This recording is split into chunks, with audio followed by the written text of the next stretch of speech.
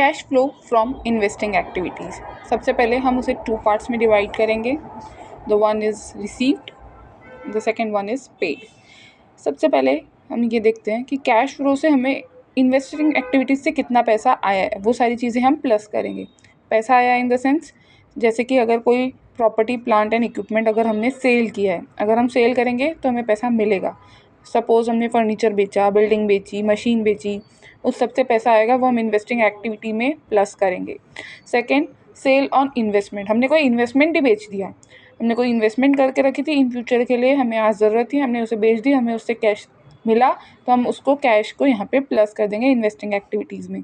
उसके बाद हमें कोई इंटरेस्ट मिला, डिविडेंड मिला, हम जनरली इंटरेस्ट और डिविडेंड के लिए ही कोई चीज़ में इन्वेस्टमेंट करते हैं, तो जब हमें वो मिल रहा है तो हम उसे इन्वेस्टिंग एक्टिविटी में लेंगे एंड वो भी कैश में मिलेगा तो हम उसे प्लस कर देंगे।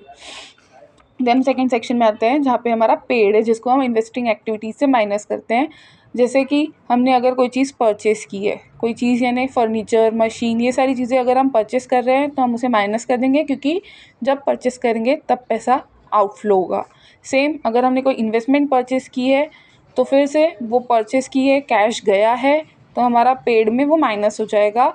और लास्ट, इनकम टैक्स जब हम पे करते हैं कोई भी इन्वेस्टिंग एक्टिविटीज़ से रिलेटेड, तब हम उसे माइनस करेंगे। इन्वेस्टिंग एक्टिविटी से रिलेटेड सिर्फ इनकम टैक्स जो कि हमारा जाता है कैपिटल गेन में, उसको यहाँ पे सिर्फ माइनस करेंगे।